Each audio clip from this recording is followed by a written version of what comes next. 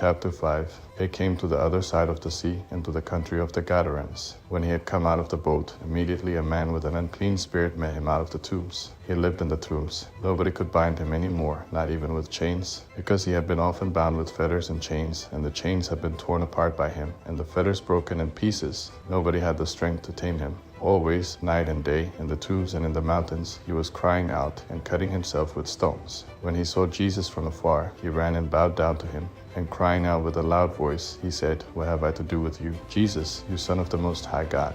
I adjure you by God, don't torment me." For he said to him, "Come out of the man, you unclean spirit." He asked him, "What is your name?" He said to him, "My name is Legion, for we are many." He begged him much that he would not send them away out of the country. Now on the mountainside there was a great herd of pigs feeding. All the demons begged him, saying, "Send us into the pigs, that we may enter into them."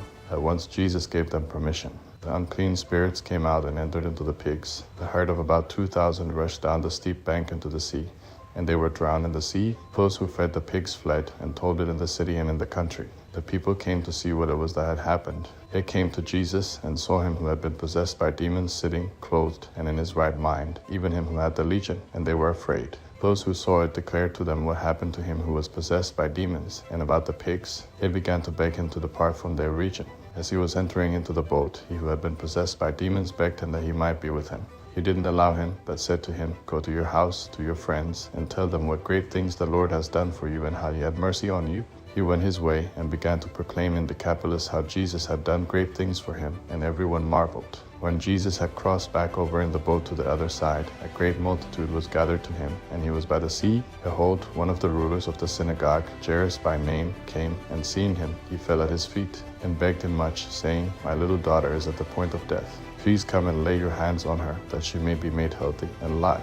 He went with him, and a great multitude followed him, and they pressed upon him on all sides. A certain woman who had a discharge of blood for 12 years, and had suffered many things by many physicians, and had spent all that she had, and was no better, but rather grew worse, having heard the things concerning Jesus, came up behind him in the crowd and touched his clothes. For she said, "If I just touch his clothes, I will be made well." Immediately the flow of her blood was dried up, and she felt in her body that she was healed of her affliction.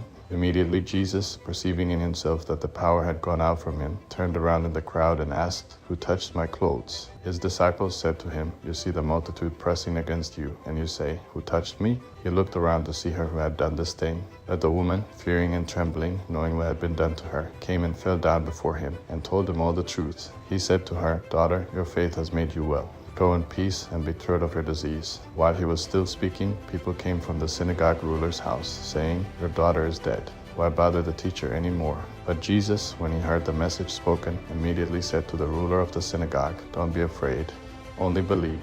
He allowed no one to follow him except Peter, James, and John, the brother of James. He came to the synagogue ruler's house, and he saw an uproar, weeping and great wailing. When he had entered in, he said to them, "Why do you make an uproar and weep? The child is not dead, but is asleep." They ridiculed him. Yet he, having put them all out, took the father of the child, her mother, and those who were with him, and went in where the child was lying. Taking the child by the hand, he said to her, "Talitha cumi," which means, being interpreted, "Girl, I tell you, get up." Immediately the girl rose up and walked, for she was 12 years old. They were amazed with great amazement. He strictly ordered them that no one should know this, and commanded that something should be given to her to eat.